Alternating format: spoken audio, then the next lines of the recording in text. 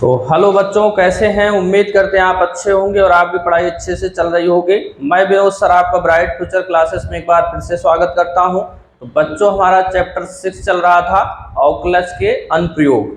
तो आज की क्लास में हम एक्सरसाइज 6.2 के क्वेश्चन को सॉल्व करेंगे, यानी कि हमको वर्धमान और ह्रासमान फलन के बारे में बताना रहेगा। तो इसके पहले वाली क्लास में हम वर्धमान और ह्रासमान की एक बेसिक क्लास हम कर चुके हैं।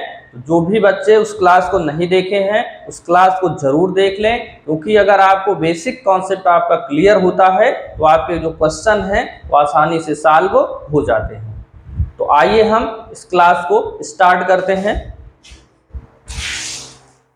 तो देखिए, पहला क्वेश्चन आपको क्या है, कह रहा है कि सिद्ध कीजिए कि आर पर, आर का मतलब ये हुआ कि रियल नंबर पे यहाँ पे बताना है कि fx बराबर 3x प्लस 17 से प्रदत्त जो फलन है वो क्या है, वर्धमान प्रूव करना है। अब देखिए, वर्धमान प्रूव करने के लिए आपको एक तो लॉजिकल तरीके से वर्धमान या ह्रासमान आप प्रूव कर सकते हैं, दूसरा अवकलज की सहायता से भी आप उसको वर्धमान और ह्रासमान प्रूव कर सकते हैं। तो लॉजिकल आपको ज्यादा जगह यूज नहीं हो पाता है, कुछ क्वेश्चन में है आसानी से यूज होता है। तो अभी उस तरह का आपको क्वेश्चन हम नहीं बताए हैं, तो इस क्वेश्चन को हम लॉजिकल तरीके से इसको हम वर्धमान प्रूव करते हैं। तो आइए देखते हैं। तो fx बराबर यहाँ पे दिया है 3x प्लस 17, ये आपको फंक्शन दिया है। इसमें हमको क्या करना होता है, कोई दो बिंदु आपको मान लेना होता है। तो हम मान लेते हैं कि माना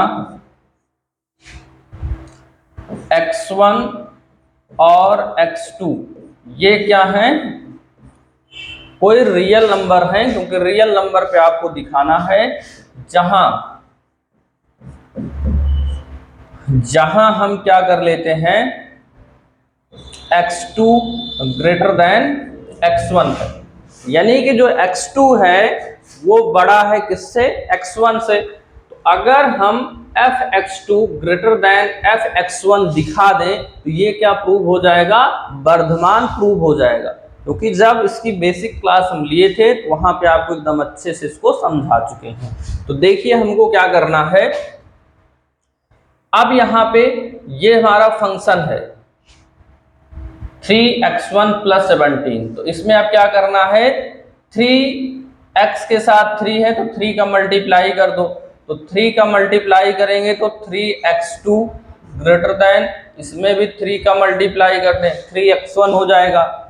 अब यहाँ पे 17 ऐड है इसमें, तो दोनों तरफ 17 जोड़ दो। 17 जोड़ेंगे तो चिन्ह में कोई परिवर्तन नहीं हो रहा है, 17 जोड़ लें। अब देखिए, जो fx था वो 3x प्लस 17 था, और इसके जगह पे आप क्या लिख सकते हो, fx था तो x था, x2 था तो यहाँ पे क्या हो जाएगा, fx2 ग्रेटर देन 1 है fx1।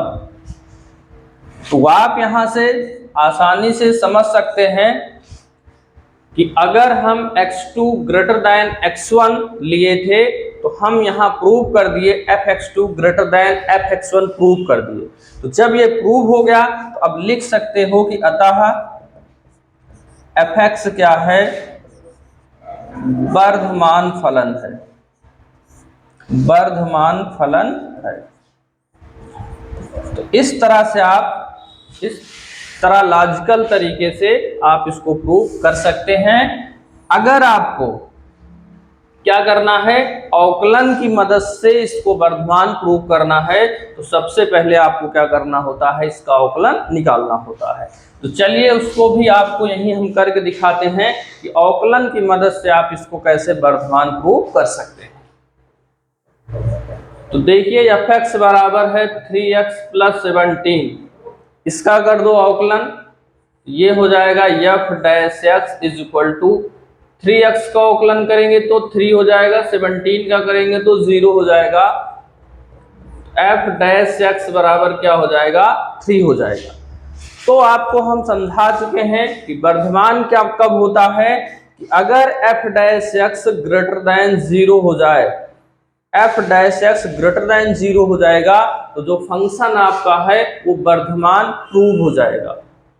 तो ये देख ही रहे हैं कि एफ डैश एक्स 3 आया है, तो 3 ग्रेटर देन 0 है। यहां पे हम लिखेंगे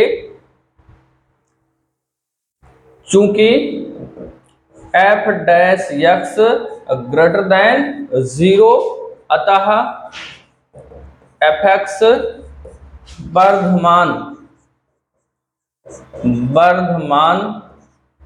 फलन है। तो इस तरीके से आप इसको प्रूव कर सकते हैं दोनों रूल से। इस क्वेश्चन को आप लोग नोट कर लीजिए।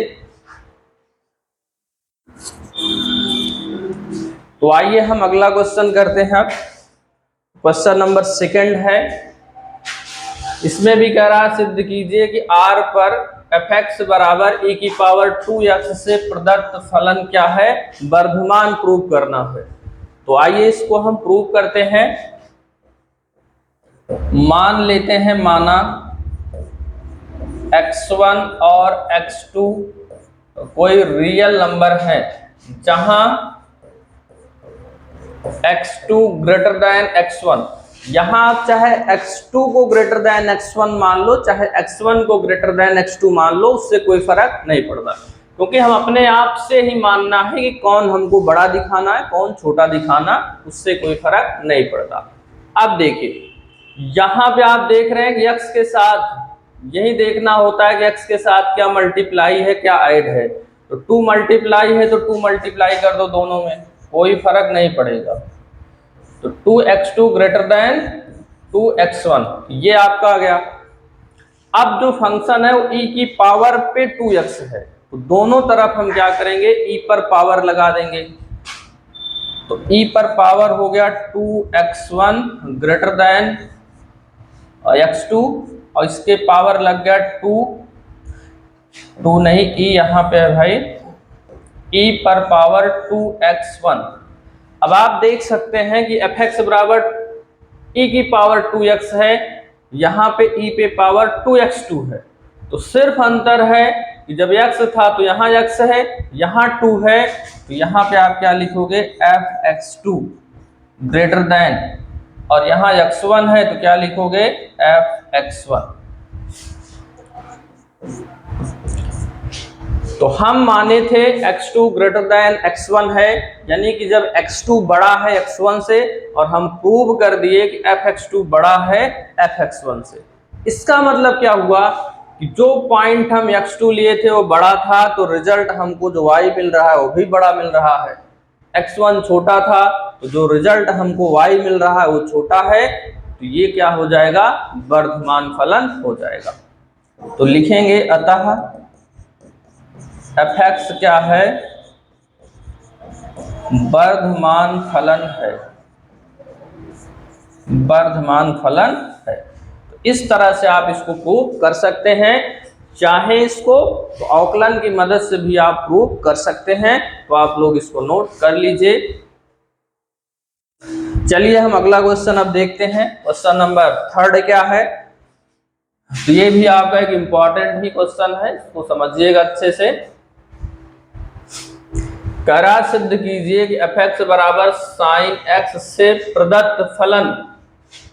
3 पार्ट इसमें दिए हैं कि एक अंतराल दिया है 0 से लेके π/2 में वर्धमान दिखाना है, π/2 से π तक ह्रास मान दिखाना है, 0 से π में ना तो वर्धमान है और ना ही ह्रास मान है। ये आपको क्या करना है, प्रूव करके दिखाना है। तो आइए हम इसको सॉल्व करते हैं। तो fx बराबर क्या है, fx बराबर है sin x, इसका कर दीजिए अवकलन। f डैश x बराबर हो गया, साइन का अवकलन करेंगे तो क्या हो जाएगा, cos x हो जाएगा।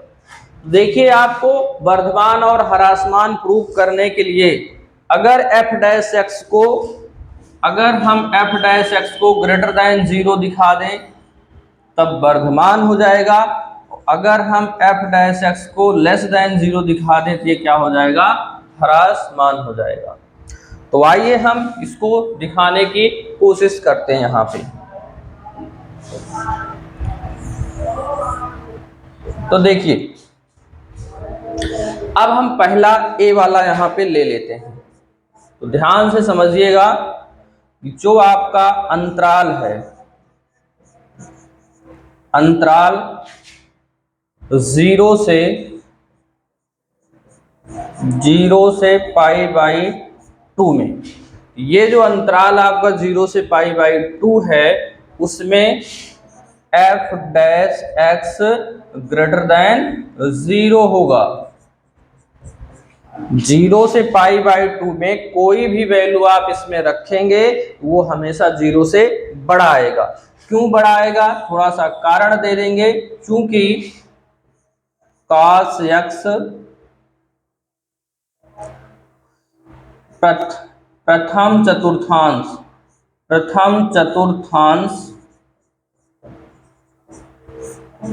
में क्या होता है, धनात्मक होता है।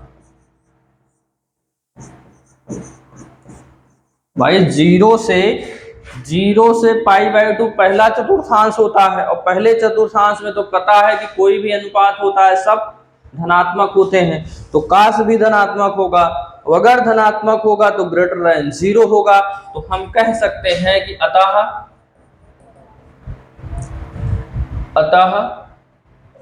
x बिलोंग टू 0 से π/2 में fx क्या होगा,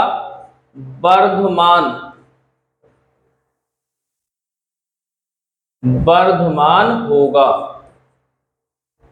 ये आपका क्या आ गया, आंसर आ गया। यानी कि प्रूव करना था, तो ये आपका क्या हो गया, प्रूव हो गया।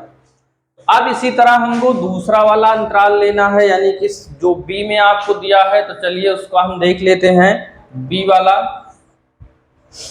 तो बी वाले में क्या है, π/2 से पाई में ह्रास मान दिखाना है। तो चलिए इसका हम देखते हैं। अंतराल π/2 से पाई में f' जो होगा वो <0 होगा।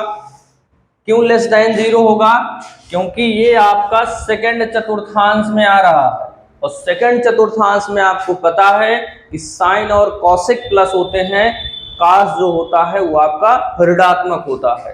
तो कारण नीचे हम दे देंगे, क्योंकि cos x द्वितीय चतुर्थांश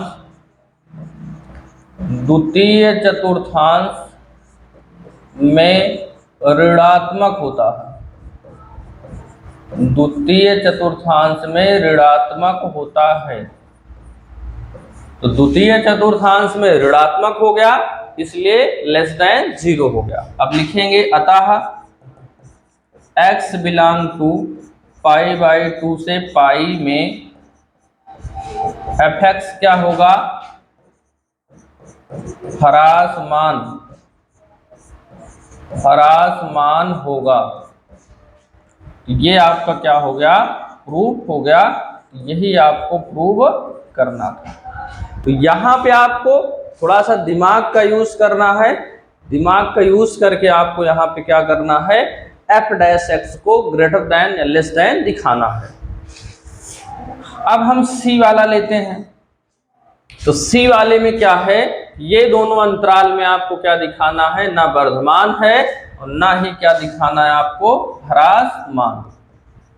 तो चलिए इसको हम इन्हीं दोनों के मदद से, एक बात ध्यान रखना है कि अगर पेपर में सिर्फ यही पूछेगा तो ये दोनों भी आपको करना पड़ेगा। और अगर तीनों दिया है तब तो दोनों कर रहे हैं, उसी की सहायता से हमको इसको प्रूव कर देना है। ये बात ध्यान देना है। अगर पेपर में ये दोनों ना दिया रहे, सिर्फ यही करना है, तब भी इन दोनों को आपको करना पड़ेगा। तो देखिए यहाँ पे हम क्या लिखेंगे, अंतराल 0 से π/2 में F dash x greater than 0 है तथा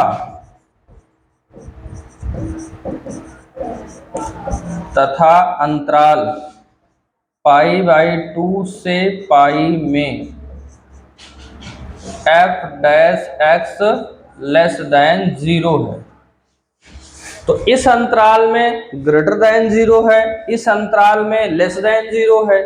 तो जब आधे अंतराल में ग्रेटर देन 0, आधे में लेस देन, इसमें तो वृद्धिमान है और इसमें ह्रासमान है, इसलिए हम कह सकते हैं, इसलिए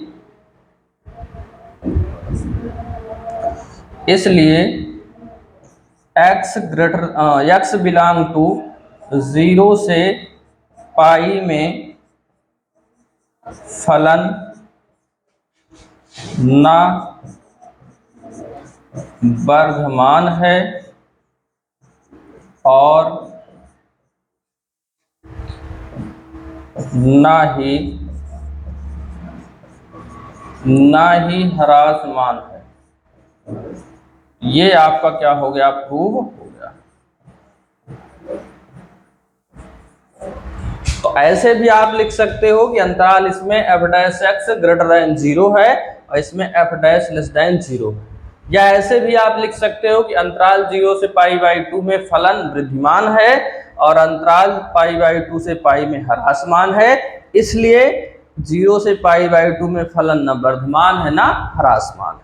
इस तरह से आप इसको कर सकते हैं, तो आप इसको नोट कर लीजिए। चलिए हम अगला क्वेश्चन अब देखते हैं।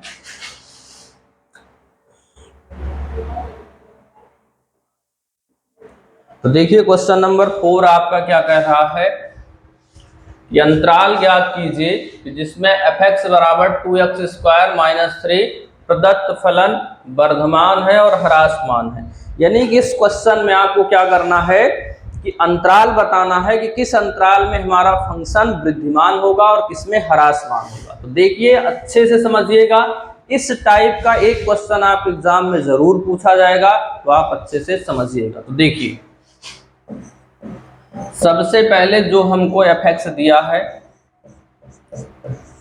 2x² - 3x, इसका आप अवकलन कर लीजिए। एफ डैश एक्स बराबर, इसका अवकलन करेंगे 2 दूना 4x - 3।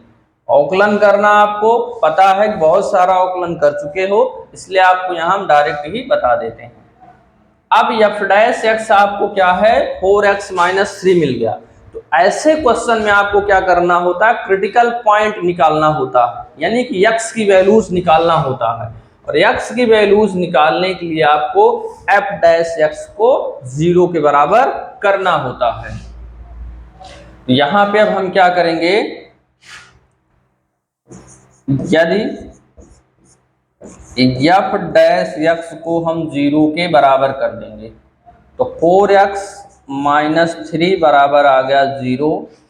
3 आप दूसरी तरफ ले जाएंगे तो +3 हो जाएगा और 4 उधर जाएगा तो क्या हो जाएगा, बटे में हो जाएगा। यानी कि यहाँ जो x की वैल्यू आई वो 3/4 आई, यानी कि क्रिटिकल पॉइंट आपका 3/4 आ गया। अब क्या करना है, इस पॉइंट को संख्या रेखा पे आपको दर्शाना है। तो एक हम लाइन बना लेते हैं, रियल लाइन यहाँ पे।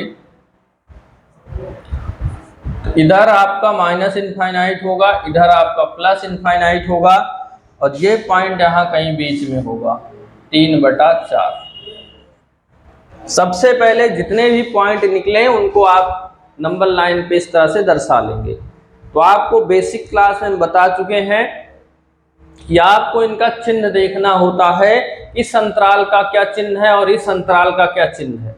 चिन्ह से ही पता चलता है, चिन्ह से ही पता चलता है कि वृद्धिमान है यानी कि वर्धमान है कि ह्रासमान है।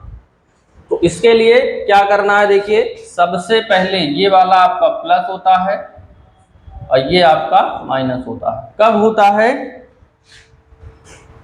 इसको आपको देखना होता है कि जो ये आपका है यहाँ पे 1 ही पावर है, एक ही गुणांक है, वो एक ही फैक्टर निकला है और एक ही फैक्टर निकला है तो कुछ आपको ज्यादा सोचना नहीं है। कि एक प्लस करो दूसरा आपका माइनस हो जाएगा। बाकी और भी तरीके जो हैं उनको भी आपको आगे हम बताते हैं। ये हो गया।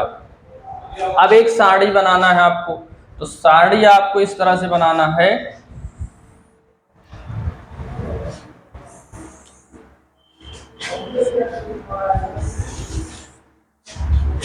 तो इसमें आपको क्या लिखना है, एक तो हो जाएगा अंतराल, पहला अंतराल। तो अब देखिए कि अंतराल हमारा कौन सा आया है। अंतराल यहाँ पे दो अंतराल वाले, एक माइनस इनफाइनाइट से 3/4, दूसरा 3/4 से क्या बना हमारा, इनफाइनाइट बना। तो यहाँ पे कर लीजिए माइनस इनफाइनाइट से 3/4, और दूसरा हमारा यहाँ पे बना है 3/4 से माइनस इनफाइनाइट प्लस इनफाइनाइट बना। तो प्लस इनफाइनाइट यहाँ कर लिए। दूसरा हम क्या करेंगे, यहाँ पे दूसरा जो बनाएंगे f' का चिन्ह, इसका चिन्ह बना लेंगे। और फिर यहां से हम अगला जो बनेगा वो फलन की प्रकृति, ये हम तीसरा वाला जो बनाएंगे वो बनाएंगे फलन की क्या हो जाएगी, प्रकृति हो जाएगी। अब देखिए इस वाले अंतराल का क्या चिन्ह है, माइनस, इस वाले अंतराल का चिन्ह क्या है, प्लस। तो अगर f' माइनस आता है तो आपको पता है ह्रासमान होता है, और f' का चिन्ह प्लस आता है तो वर्धमान होता है। तो फलन की प्रकृति कैसी होगी, तो लिखेंगे फलन जो f(x) है वो क्या हो जाएगा, ह्रासमान। और इसमें क्या लिखेंगे, फलन जो f(x) है वो हो जाएगा वर्धमान। ये ह्रासमान और ये हो जाएगा आपका वर्धमान फलन हो जाएगा। इस तरह से आप बता सकते हैं। अब आपको अगर आंसर देना है यहाँ पे, तो आप ए वाला लिखेंगे और यहाँ पे लिखेंगे कि अंतराल, बाकी ऐसे भी लिख दोगे कोई दिक्कत नहीं है। अंतराल माइनस इनफाइनाइट से 3/4 में ह्रासमान। अब बी वाला फिर लिखेंगे अंतराल 3/4 से इनफाइनाइट में क्या हो जाएगा, वर्धमान। यही आपका क्या आया आंसर। इस तरह से आप इसको कर सकते हैं। तो अभी और भी क्वेश्चन इस टाइप के आ रहे हैं, तो अगर कम समझ में आया है तो आगे आने वाले क्वेश्चन भी आपको समझ में आएंगे, तो आप लोग कर लीजिए।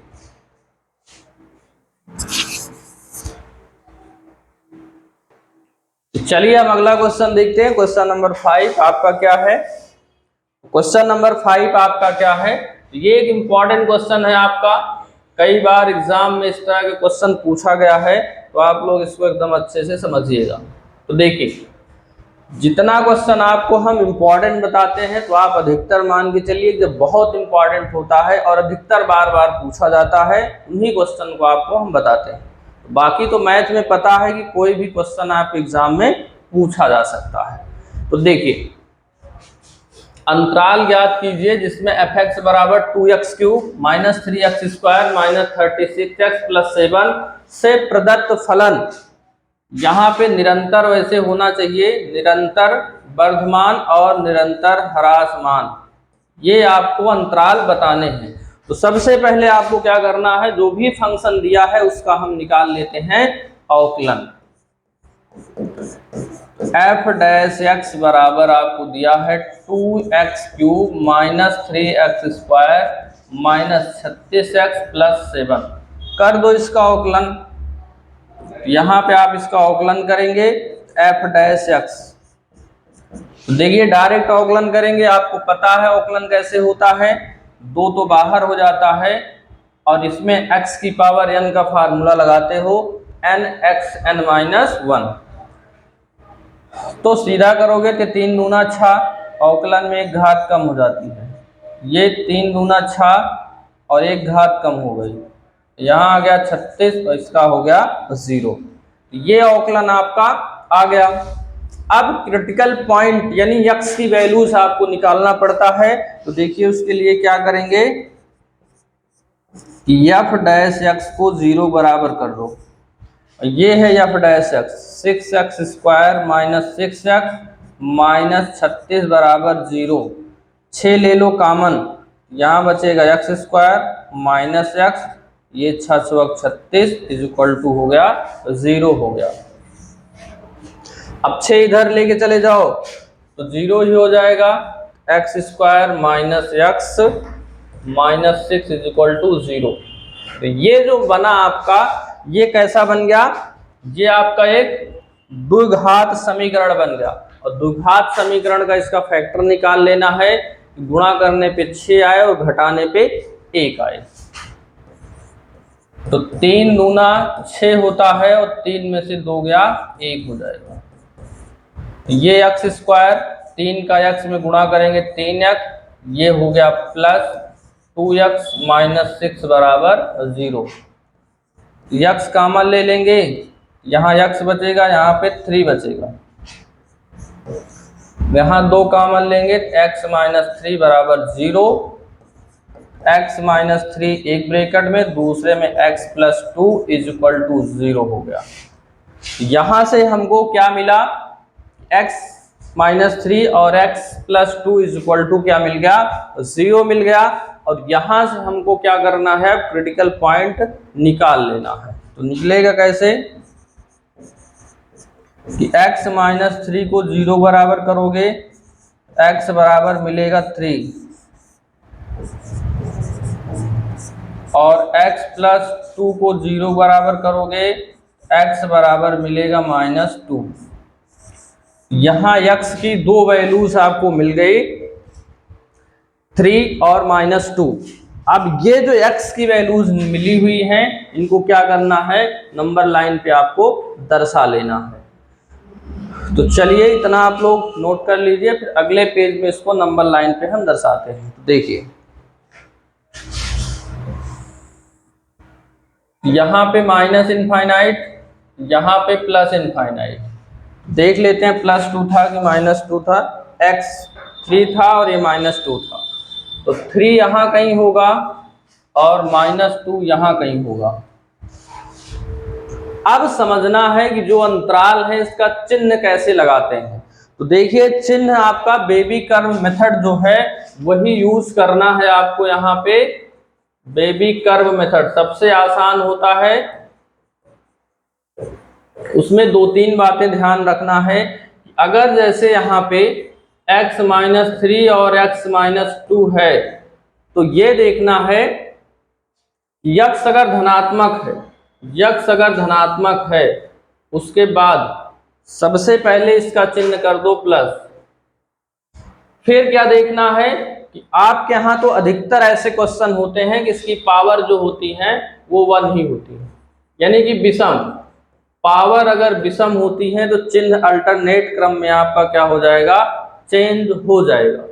अल्टरनेट क्रम का मतलब यहाँ प्लस है तो ये माइनस, ये माइनस है तो ये प्लस। अगर घातें विषम हैं तो कुछ नहीं करना, ये प्लस फिर माइनस फिर प्लस, बस इतना सा करना है। बाकी एक और तरीका है, उसको भी आपको हम बता देंगे आगे वाले क्वेश्चन में। तो देखिए ये सब पता हो गया। अब आपको एक सारणी बना लेना है। तो सारणी पहला क्या बनाएंगे, अंतराल। देखो कितने अंतराल यहां बन रहे हैं। तो पहला अंतराल हमारा बन रहा है 0 से इनफाइनाइट। दूसरा हमारा क्या बन रहा है 3 से -2।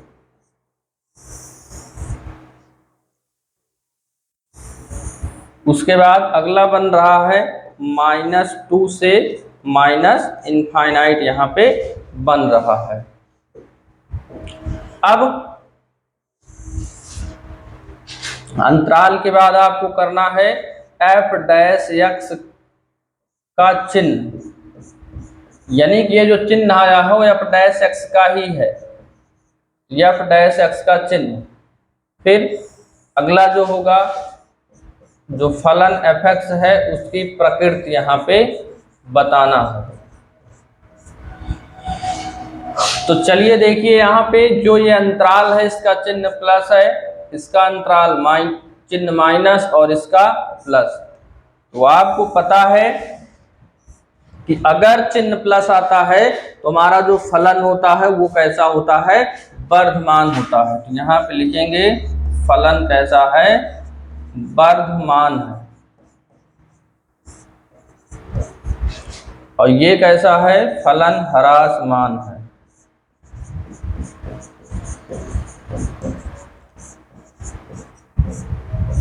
और इसमें क्या है, फलन वर्धमान है, प्लस रहेगा तो वर्धमान। इस तरह से यहाँ पे हमको पता चल गया किस अंतराल में वर्धमान है और किसमें ह्रासमान है। तो एक साथ अगर आपको आंसर लिखना है तो देखिए किस तरह से हम लिखेंगे। यहाँ पे तो जैसे इसमें आपको क्वेश्चन में पार्ट दिया था कि वर्धमान, तो यहाँ पे हम लिखेंगे अंतराल, किसमें किसमें वर्धमान है, 3 से इनफाइनाइट और यहाँ से -2 से माइनस इनफाइनाइट में क्या होगा, वर्धमान फलन होगा।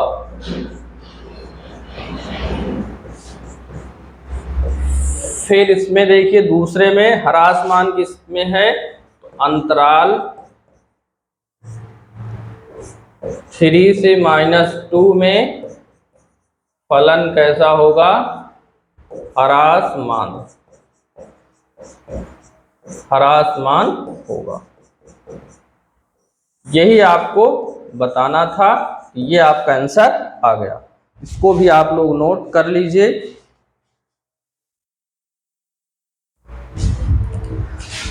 तो बच्चों आज की क्लास में इतना ही। तो जितने भी आपको क्वेश्चन बताए हैं काफी इंपॉर्टेंट क्वेश्चन है, और इम्पॉर्टेंट क्या, पूरी प्रश्नावली ही बहुत इंपॉर्टेंट है। तो आप इसको बहुत अच्छे से समझिएगा। तो अगर आपको क्लास अच्छी लगती है तो क्लास को आप शेयर जरूर किया करिए।